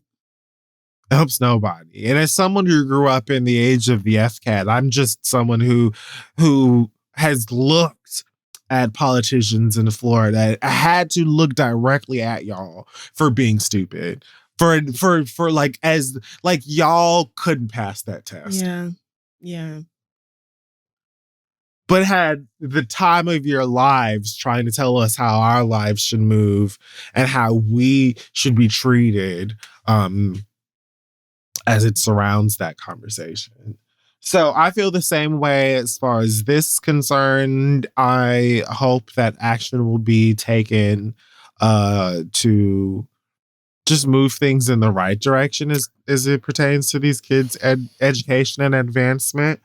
But also, girl, they are learning more these days, I feel like, on their own, especially in states like Florida, than they would in your goddamn schools, especially your public schools, any goddamn way. Yeah. So all of these antics really are doing is adding stains to your piss poor goddamn time in office anyway. So fuck you and the clique that you claim. And also, last but not least, Robin, Juan, girl, move it. Answer the real questions.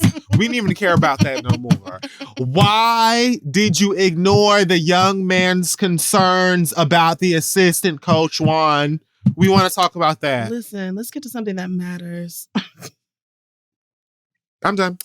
Well, I'm glad you brought up the Florida thing because I was also going to talk about it. I could not believe that story about why they were like, no, you're bringing up things like Black Lives Matter and feminism and reparations, and we don't like that. And so I will just add to that whole Ron DeSantis thing. It's like one of the justifications they gave for rejecting the course was that it included no critical perspective or balancing opinion in the lesson that was about compensating Black Americans for slavery and other bullshit that we've been through in this country. All the points and the resources in the study advocate for reparations. There's no critical perspective or an opposing opinion to balance out the lesson. What the fuck lie do y'all want them to tell these kids when you lay out what actually happened to Black people once they got on the shore of this bitch, and then talk about what we are owed because of what we built? What exactly do you think the balancing opinion should be?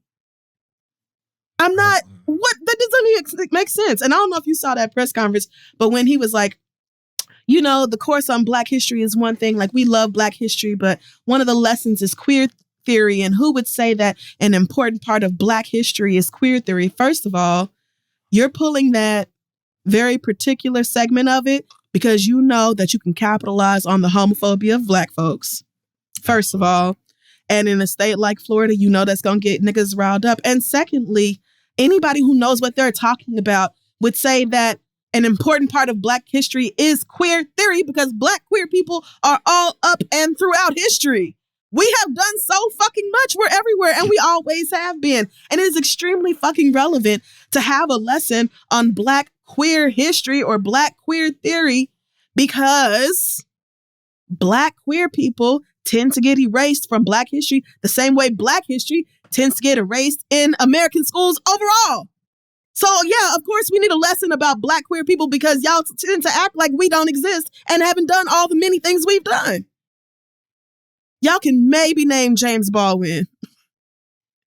And that's it. And you act like there's nobody else and that nothing else. Barely act like it. And they barely acknowledge him. Mm-hmm. Child, the Florida Commissioner of Education talking about intersectionality as a political position. No, intersectionality is just the reality of life. It's just it is a reality that your experience in this world will be affected by the identities that you have. That is just true. I can't strip the Blackness or the womanness or the cisgenderness or the queer. I can't strip none of those facets of my life or my identity away from me. And yes, they absolutely affect how I am perceived and am capable of moving around this country and in this world. It's not politics. That's just true. But I also was not even going to focus completely on Florida because I was like, one thing I know about Oklahoma is as soon as I start talking about another state, they going to pop right up to embarrass me. And sure fucking enough, one of the state senators is proposing a bill that would phase out the use of federal funding in public schools. Why would you do this? Oklahoma is already ranked like number 48 in education or something. Like we're not doing great. No, it's awful. I mean, I'm sure we're in the 40s, if not at the fucking dead ass bottom. But I'm pretty sure this is because for similar reasons to Florida, like they don't want to have to comply with federal guidelines about like what is taught, what you can say. And so this idea that over the next 10 years, we need to phase out federal funding for students pre-K through 12th grade and then use state funds to replace that. How? This is written by somebody whose children are probably not even in public schools. Rich people don't really give a damn what y'all do with the public schools because they're always going to pay the tuition to have their kids sent to a school to get a decent education. And it's just an effort to further fuck over the majority of Oklahomans. So, fuck you, David Bullard, Oklahoma State Senator. Fuck you, Ron DeSantis. And another very quick thing I wanted to say. I'm sure you, the nation's preeminent sports journalists, know all about Bronny James, his NIL valuation of like $7.5 million. Like the schools, it's just a matter of time for Bronny and like where he's going for college. And LeBron said the other day that Bronny can go wherever he wants to, and all he got to do is pick up the phone and it'll be done. And that is true.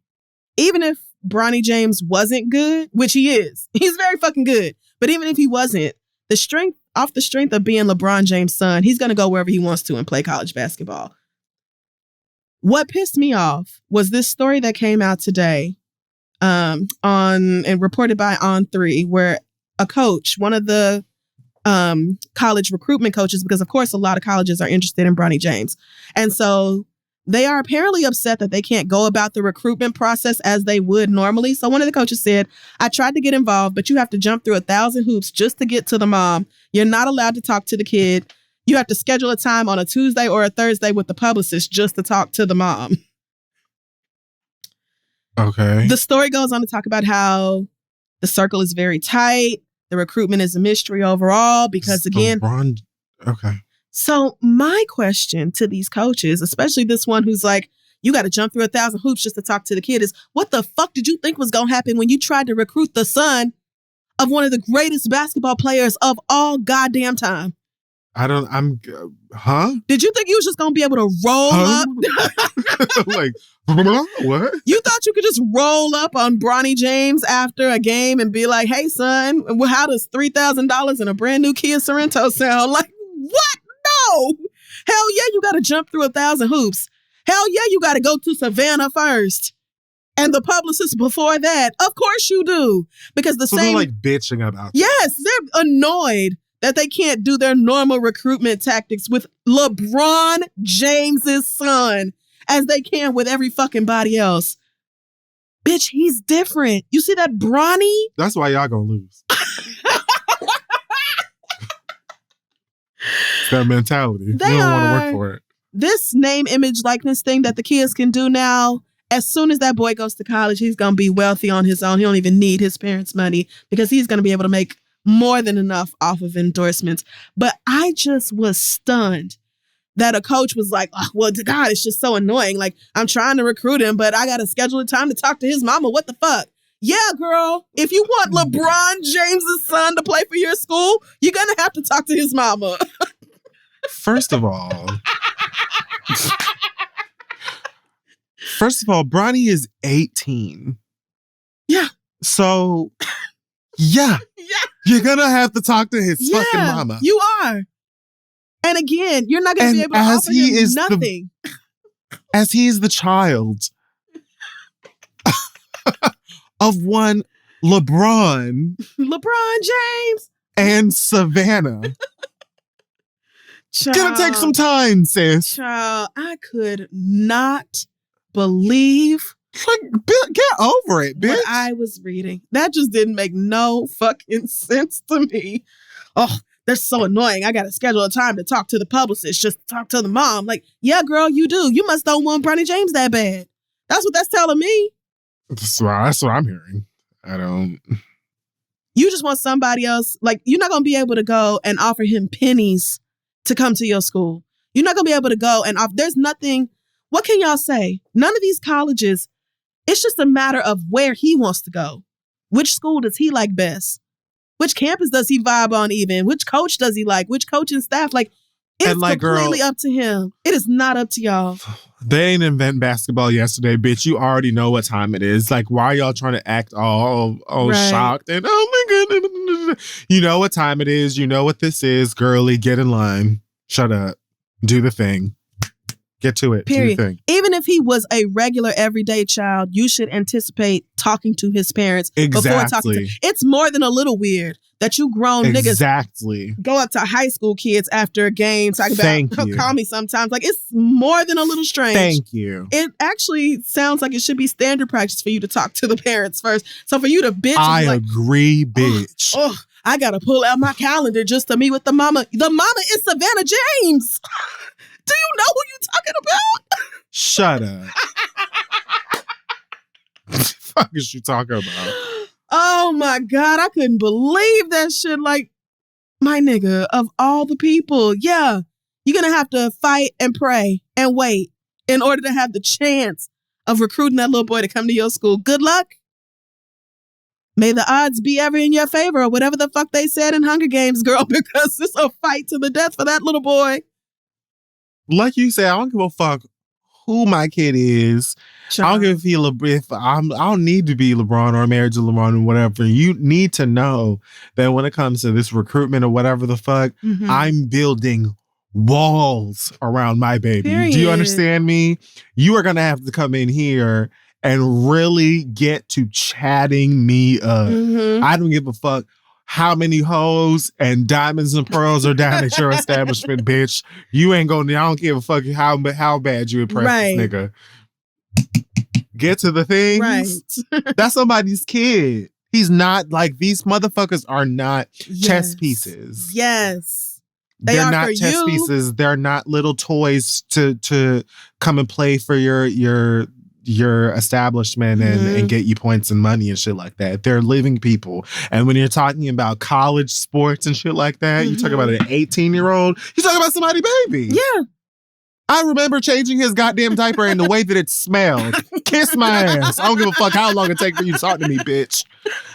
It really is. Like, the difference, obviously, is that, like, most families are excited about the recruitment process. But even still, the idea that you would recruit a high school person, a high school student, and not expect to have to talk to their parents is really fucking crazy. That's weird to me. That's weird. But, like, I just don't. I cannot fathom. Do you not know who LeBron James is? I don't get it. I really don't. Have you heard? Star of Space Jam: A New Legacy? Have you? Don't. And y'all know LeBron be working my nerves, but please be fucking for real. Please. Bitch, you lucky if you ain't got to talk to Zuri first. Y'all dizzy. Right. That boy is going wherever the fuck he want to. And no, like, having his own dorm room is not that. Am I supposed to be blown away? Am I supposed to be impressed? Child. Foolishness. So, yeah, that's it for me. I was just going to talk about I these. wish to talk to his mom. Garbage like, it takes a while. Bitch, he's LeBron. What? Have you tried to get on Savannah James' calendar? I'm sure it is hard.